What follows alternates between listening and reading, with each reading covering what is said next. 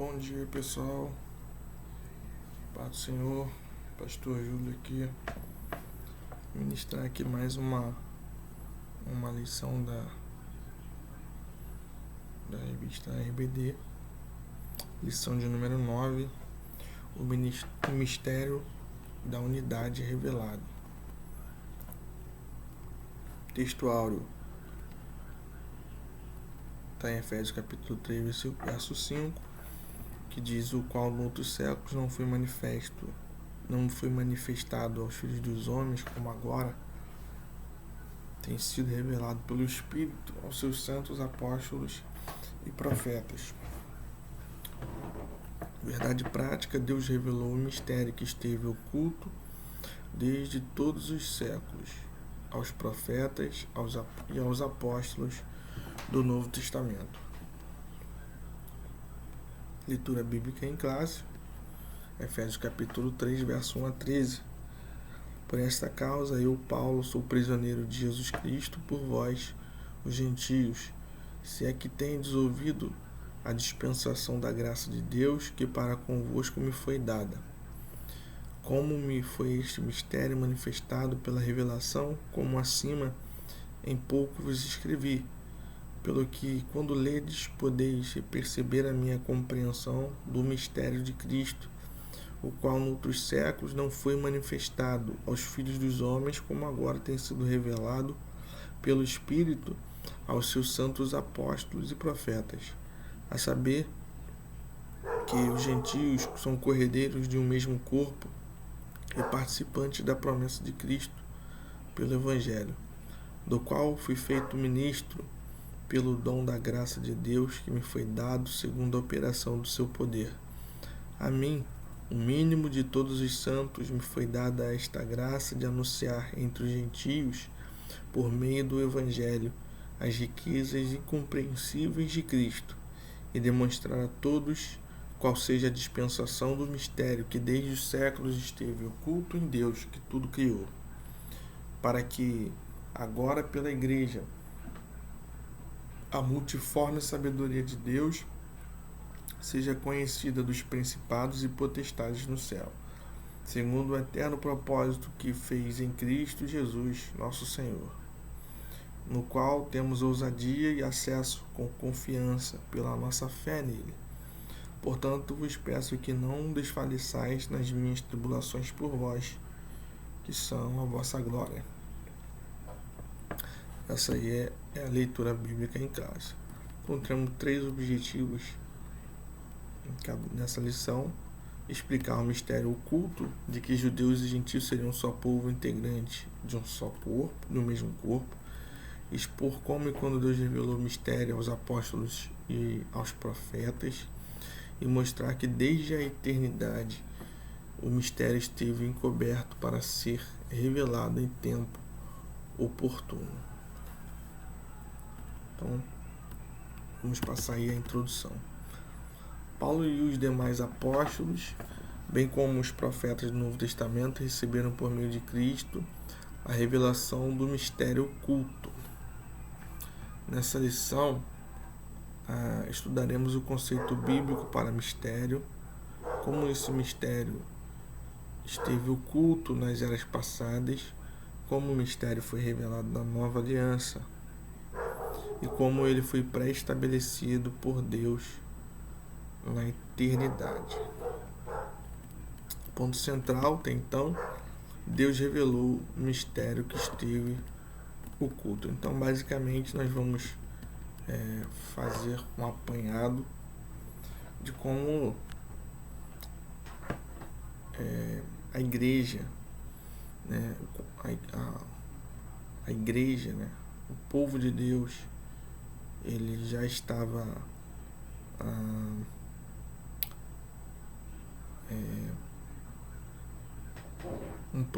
havia um plano já da parte de Deus a ser executado em relação à igreja, em relação ao alcance dos gentios e em relação à salvação desses gentios, tá?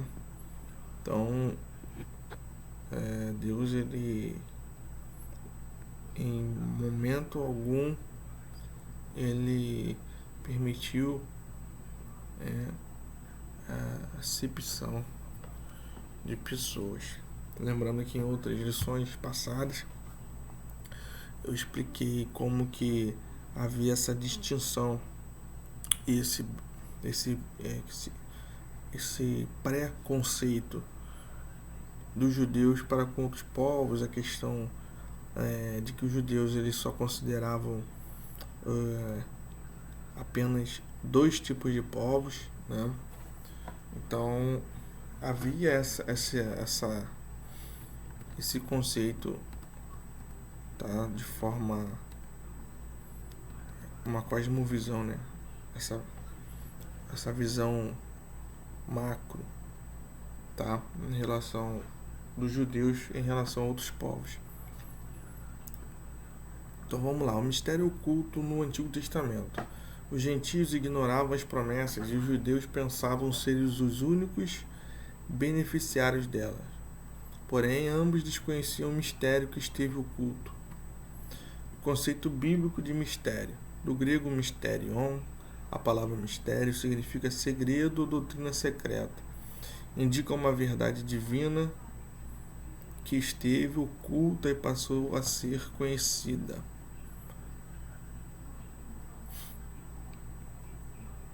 Não se refere a algo misterioso que somente alguns poucos iniciados possam compreender, como ensinavam alguns adeptos do falso misticismo.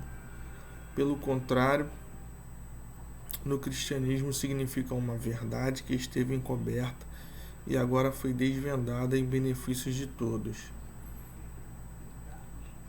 Então aí basicamente é o conceito bíblico da palavra, no significado da palavra mistério, né? É uma palavra que creio é de amplo conhecimento, né? Está relacionada a segredo, está relacionada a algo oculto, a algo coberto, né? Então, trazendo esse conceito para a palavra, significa dizer que o próprio alvo desse mistério, como nós vamos ver mais à frente, não tinham a noção, a percepção de que haveria esse mistério. Muito embora, diante da percepção, do conhecimento de que a revelação de Deus, né, e na essência, né, a revelação de Deus através da palavra, ela é progressiva, né, ela vai aumentando, né, também é um mistério, né, a questão do conhecer a Deus, a revelação das características de Deus, inclusive desse mistério também. Ela não é algo que é claro no Antigo Testamento, tão claro, pelo menos não tão claro quanto no Novo. Se torna claro à luz do Novo, tá ok? Então vamos passar. Tópico 2, desconhecimento do mistério. Para compreender em qual sentido o mistério esteve oculto desde outras gerações, é preciso pôr em foco o advérbio como, que aparece no texto com valor circunstancial. Noutros séculos não foi manifestado como agora. A expressão como indica que no Antigo Testamento esse mistério não foi dado a conhecer tão claramente como agora foi desvendado pelo Espírito.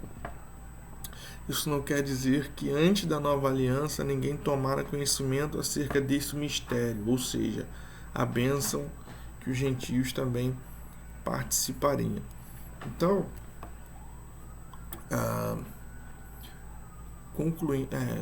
concluindo, prosseguindo no que eu acabei de falar, né, ele aqui expressa através do capítulo 3, versículo 5, né, ele vai dizer que essa realidade, né, ela não era manifesta é algo que é exatamente o contrário do mistério, né? Enquanto a palavra mistério, ela tem sentido de cobrir, né, de tampar, né, de impedir que alguém conheça alguma coisa, quando alguma coisa é manifestada, já é o sentido exatamente oposto, né, da questão do mistério. Né? Então, se esse mistério ele, ele estava oculto até então, em outras épocas, né, em outros séculos, tá? Agora isso foi esclarecido, isso foi trazido à luz da graça, à luz do Espírito Santo, à luz da revelação que o próprio Deus dá de si mesmo, permitiu que se fizesse uma verificação dessa revelação também no Antigo Testamento. Não que ainda que os apóstolos precisavam produzir algum tipo de material, né? Produzir palavra nova para poder chegar a esse conhecimento. Não, apenas isso não estava esclarecido nessa cosmovisão cristã, nessa visão de mundo cristocêntrica, tá? Da inclusão dos gentios no plano de salvação, tá ok? Então, o mistério dos profetas da Antiga Aliança. Os escritores do Antigo Testamento não apenas conheciam a respeito das bênçãos prometidas aos gentios, eles fizeram menção delas. Aqui, em Gênesis 12, Deus falando a Abraão, em 22:18, ainda falando a Abraão, em Isaías 11, versículo 10, através de Isaías falando a nações gentias, 49:6, idem, 54 também, falando sobre salvação, falando sobre bênção a outras nações, né? No capítulo 60 falando sobre a questão da luz que vai resplandecer, né? Que brilha e que as nações, né? Os povos, os gentios vão caminhar sobre essa luz, né? Então não é uma luz que ilumina só judeus, né? Malaquias capítulo 11, capítulo 1, verso 11, também com essa mesma narrativa, com esse mesmo pensamento. O que esses profetas não sabiam era como isso aconteceria e como Deus faria algo totalmente novo, que as barreiras raciais e religiosas seriam rompidas por meio de Cristo, que judeus e gentios seriam um só povo integrante de um mesmo corpo, a igreja, um mistério oculto. Então, esses profetas, esses homens de Deus que transmitiram a palavra há tempos muito remotos para nós, não tinham conhecimento. Observe que aqui, dentro dos contextos aqui, né, são vários períodos da história antiga, né, Gênesis, próprio Gênesis, né, o período de Abraão, depois Isaías, em outro momento, Malaquias. Então, observe que essa revelação ela aconteceu no decorrer do tempo, porém, os profetas não sabiam dessa realidade, porque ela só vai ser. Não saber significa que é algo que é encoberto. Ser encoberto é um sinônimo de misterioso, né? Então os profetas, apesar de terem essa revelação vinda do Espírito Santo de Deus pela palavra, não sabiam, não tinham esse esclarecimento, essa luz dessa revelação à luz do Novo Testamento, como Paulo teve a oportunidade e nós, a igreja, temos essa oportunidade nesse momento, tá?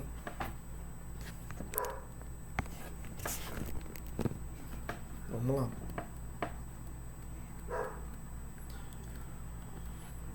O mistério da Igreja de Cristo, formada pela união entre judeus e gentios, estiverem oculto desde a eternidade.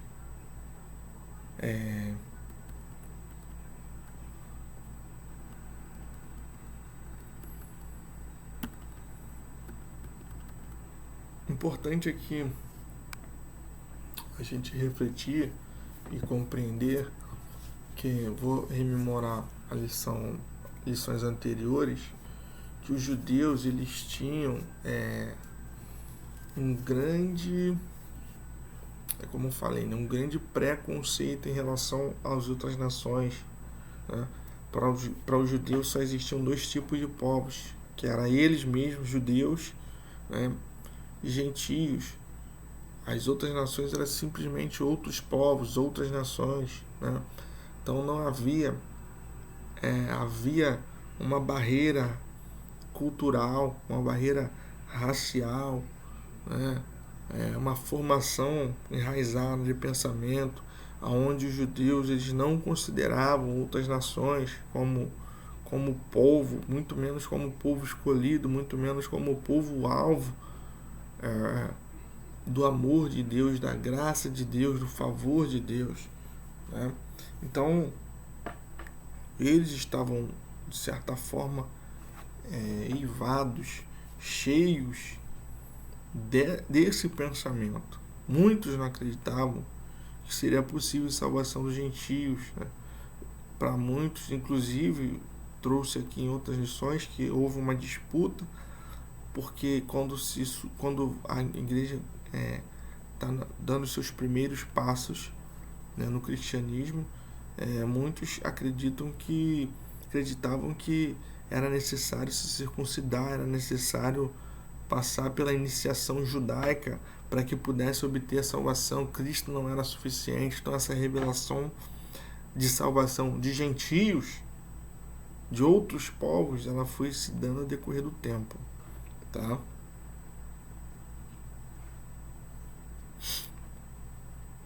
O mistério revelado no Novo Testamento.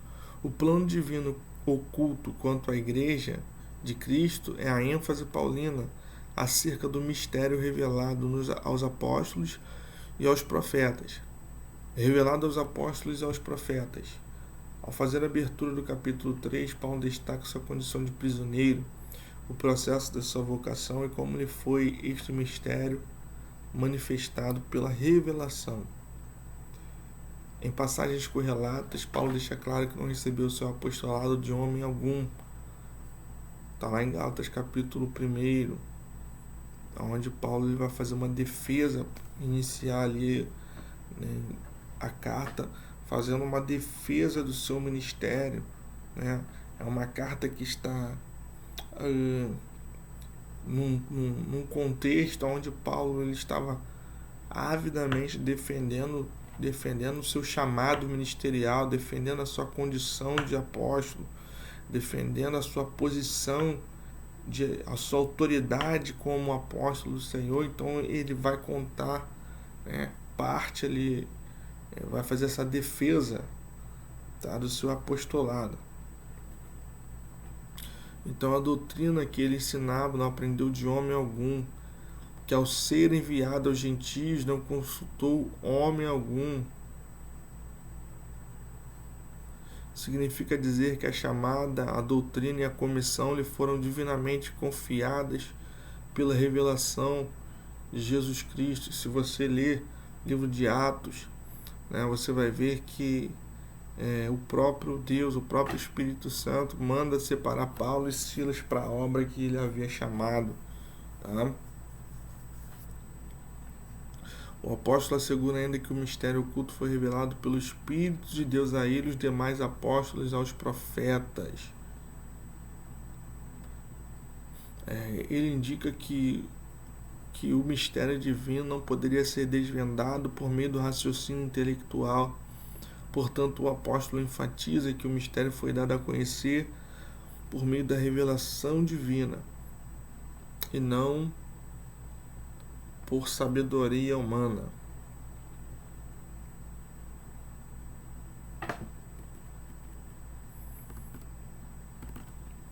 Parte 2. O mistério oculto revelado. Em termos gerais, o mistério revelado é a Igreja. Essa revelação começa pela declaração do Pai, que o Pai idealizou tudo desde sempre.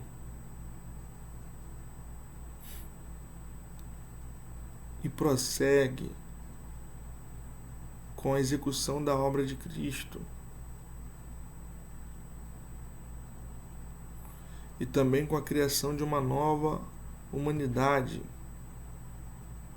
como também a união dos judeus e gentios como família de Deus e corpo de Cristo, e a comunicação dessas verdades aos santos apóstolos e profetas. Por fim, o anúncio dessas dádivas do mistério revelado recai sobre a responsabilidade da Igreja para que a multiforme sabedoria de Deus se torne conhecida. Significa que a própria Igreja é a principal agência divina de divulgação desse mistério, a fim de unir todos os homens em um só povo, por meio de Jesus Cristo. Então, a Igreja é um mistério oculto, revelado. É a Igreja que é a agência, a representação, o templo, a morada do Espírito Santo, né? Posso dizer, pode-se ser dito que o templo ele foi aperfeiçoado, né? No primeiro momento era uma tenda, depois ele passa a ser um templo, e depois o Espírito Santo, a presença de Deus, ela habita dentro da própria igreja, dentro do próprio povo de Deus, tá? A magnitude do mistério. Outrora ninguém tinha ventilado a possibilidade da formação de um só povo, sem distinção de pessoas, etnia ou classe social. Mas em Cristo e por Cristo todos são um e participantes da mesma promessa.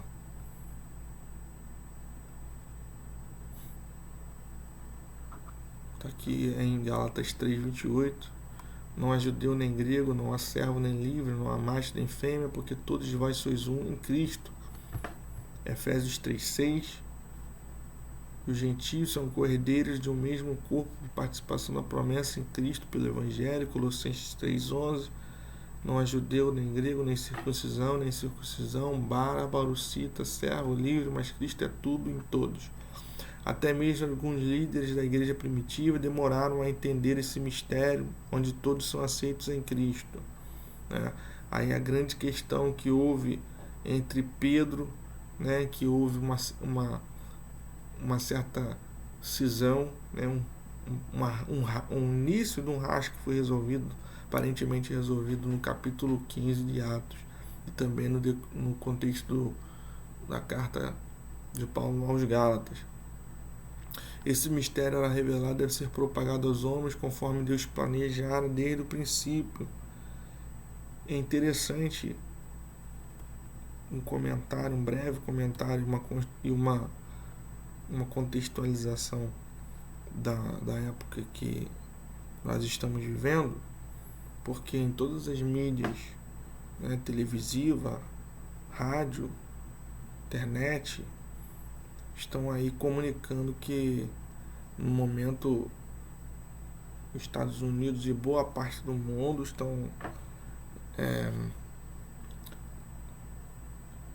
protestando, né, entre aspas, com ressalvas, em vários lugares do mundo pela morte de um homem negro. E abro um parêntese aqui para que os irmãos possam refletir sobre o racismo dentro da igreja, né? Sobre o racismo dentro da igreja. Infelizmente, nós temos pessoas que se dizem cristãs, né? Aí igreja dentro do ambiente da igreja, né? Porque alguém que faz a distinção, a acepção de pessoas, distinção de raça, de cor, de sexo, né? Infelizmente, não sei se essa pessoa pode se dizer um servo de Deus, embora esteja dentro do ambiente da igreja. Então nós precisamos ficar bem atentos, apercebidos, irmãos, tá? Para que isso não venha acontecer, nós não venhamos entrar com esse exclusivismo, né, como os judeus tinham, né? Só o judeu é salvo, só o judeu é o melhor povo, o povo, né, mais santo, tá? Então nós precisamos saber que o pecado ele colocou todos debaixo de aio, debaixo de maldição, tá? Debaixo de julgamento e condenação, ok? Então fica aí esse parêntese para que nós possamos tomar cuidado, observar o amor de Cristo que excede todo entendimento, né? A igreja ela não pode se afastar das pessoas, independente de julgamentos, né? Julgamento, de pré-julgamento. Nós precisamos ser o reflexo do amor de Deus. O amor de Deus ele é ilimitado, né? Ele é limitado, ele é daltônico, ok? Não tem cor, não tem raça, não tem sexo, né? Então, como esse mistério ele quebrou um grande paradigma para os judeus, né? Para aqueles que tinham aquele pensamento judaico, e foi um grande paradigma porque não aceitavam, não consideravam outros povos, né? Jesus mesmo naquela parábola do bom samaritano, né? Mostra ali que combate ali, posso dizer, né? Essa questão do relacionamento dos judeus com esses povos, né? Então a igreja ela tem que saber que somos um povo, servos de um só Deus, ok? Síntese do tópico: destaque para o mistério revelado é a igreja redimida em Cristo, formada pelos povos e nações de todo o mundo, de todas as épocas. Então, vamos lá. O mistério pré-estabelecido por Deus. Deus não foi surpreendido com o pecado. Desde a eternidade, o Senhor pré-estabeleceu um plano para ser executado na plenitude dos tempos. As riquezas insondáveis de Cristo. O mistério agora revelado é anunciado e considerado pelo apóstolo como riquezas insondáveis. A expressão se refere às maravilhas e à providência divina que estão além do entendimento humano. Para o apóstolo Paulo, compartilhar com os povos essas boas novas era algo imensurável. A mensagem da qual ele fora incumbido consistia em ministrar a todos a perfeição e a preciosidade do mistério que estivera oculto.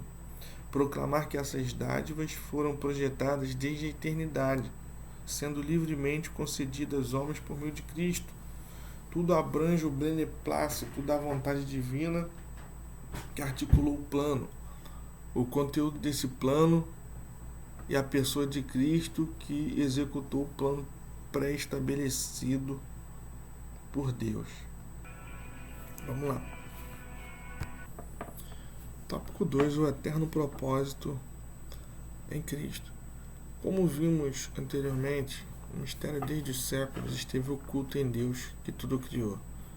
O que significa que desde o princípio dos tempos, o Criador manteve o mistério encoberto para ser revelado em tempo oportuno. Indica que Deus sempre esteve no controle de sua criação para que agora seja manifestada segundo o eterno propósito que fez em Cristo. Assim, o plano da salvação, que abrange o mistério da igreja e a revelação desse mistério, sempre estiveram de acordo com o desígnio divino para serem executados por intermédio de Cristo. Então, significa dizer que se esse mistério ele já foi elaborado em um momento eterno, um momento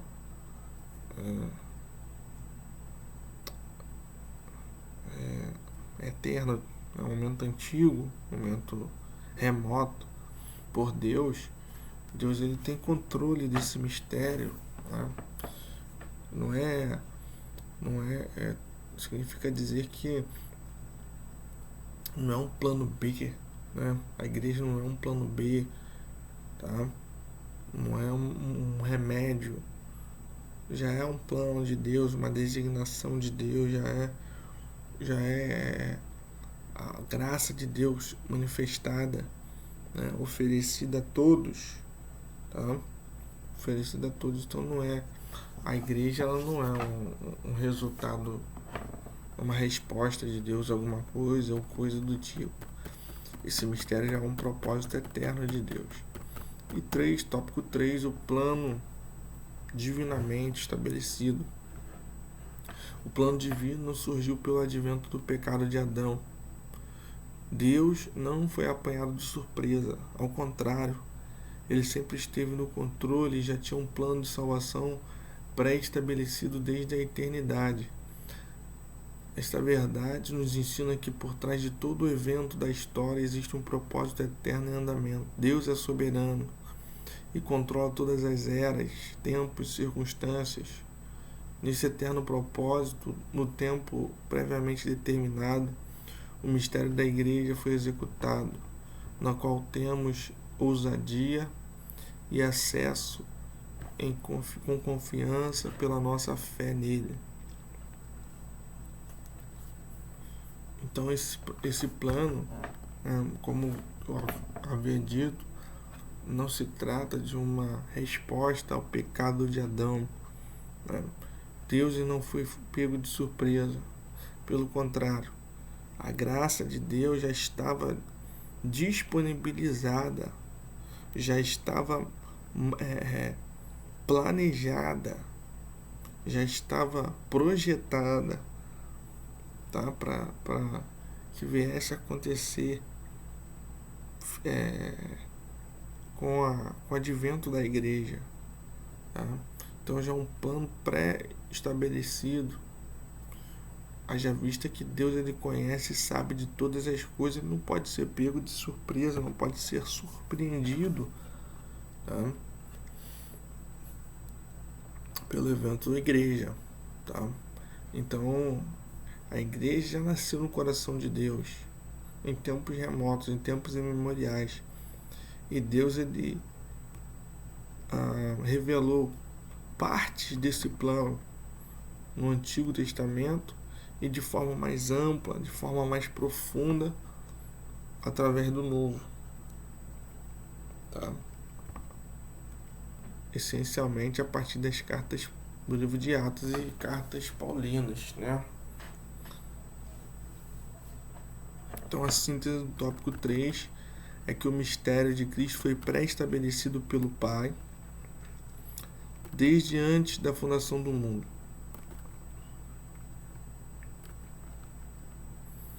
E conclusão, o mistério da igreja esteve oculto nas gerações passadas. No tempo estipulado, Deus revelou seu eterno propósito aos apóstolos, aos profetas.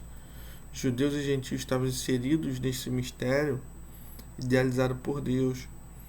Tal mistério agora revelado deve ser anunciado pela própria igreja, conforme os desígnios divinamente pré-estabelecidos desde a eternidade.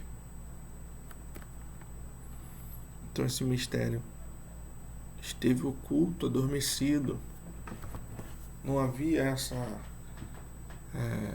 essa conclusão, essa revelação, esse conhecimento de que haveria de ter um povo, né, um povo só escolhido. No período helênico, os judeus, isso aí jamais ia passar na cabeça de um judeu comum, normal, né, se incluir, né, em pé de igualdade com gentios, tá? O povo judeu tinha essa distinção, né, que até certo ponto foi importante para a manutenção da língua, foi importante para a manutenção da cultura, foi importante para a manutenção da religião, foi importante para a manutenção da linhagem sacerdotal até determinado momento, né? foi importante para a linhagem do governo de Davi. Então, em vários aspectos, essa questão do povo judeu instituir uma distinção, uma separação, tá? Um distanciamento de outras nações teve a sua importância, mas a partir do momento em que o véu ele foi rasgado, a barreira foi completamente vencida, e aí a partir da compreensão desse mistério da existência da igreja, dessa agência representativa, né, de Deus, de Cristo na Terra, esse conceito antigo, tá, de um único povo, né, que era o povo judeu herdeiro da promessa, ele cai por terra, e a graça de Deus ela é compreendida mais plenamente, mais profundamente, não em plenitude, porque creio que seria impossível entender a graça de Deus em plenitude, né? Ela é infinita, ela é muito mais profunda do que nós conhecemos, né? Mas Deus ele nos permitiu compreender, permitiu essa compreensão através dos apóstolos, através das situações que iam acontecendo, o sonho de Pedro, né, vendo aonde a Bíblia fala que ele viu vários animais, quadrúpedes, animais que eram abolidos para serem consumidos, né, pelos judeus, e ele vê tudo isso em uma mesa, né, para que ele pudesse comer, e ali ele rejeita aquilo ali de pronto, para que ele não se contaminasse cerimonialmente, e ali Deus ele começa a trabalhar isso no coração de Pedro, para que Pedro ele pudesse ter a venda dos seus olhos quebradas, né, ter a venda dos seus olhos quebrada, e pudesse enxergar de forma um pouco mais esclarecida essa questão do amor de Deus, da profundidade da graça de Deus, de como Deus ele alcança todos os povos. Em livro de Evangelho de João, capítulo 3, versículo 16, né, Deus amou o mundo, o cosmos, né? Deus amou as pessoas, né, de tal maneira, e a intenção de Deus é que todo aquele que nele crê, independente da sua origem, independente da cor da sua pele, independente se é homem, se é mulher, independente se tem uma posição social alta ou baixa, tá? A igreja não é elitista, o que nós vemos infelizmente de forma geral, né, em igrejas por aí, são elites, pessoas que têm maior poder financeiro, pessoas em lugares que questão racial entra, né? Então nós temos que ter essa preocupação, as pessoas precisam ser convencidas de que a igreja ela é serva das pessoas. Nós estamos aí para apontar o caminho, para mostrar o caminho para as pessoas, e não para formar uma elite, e não para formar um povo dentro do povo, manata, não, nada disso. Nós estamos aí para poder proclamar a verdade de um Deus que não faz acepção de pessoas, e se nós pregamos esse Deus que não faz acepção de pessoas, obviamente que nós também, da mesma sorte, não podemos fazer acepção de pessoas. Amém? Que Deus venha te abençoar, venha derramar grandes bênçãos sobre a sua vida, que você seja muito abençoado. Estude a palavra de Deus, medite na palavra de Deus, leia a Bíblia, né? Busque conhecimento da palavra, e que Deus venha te abençoar profundamente no nome de Jesus.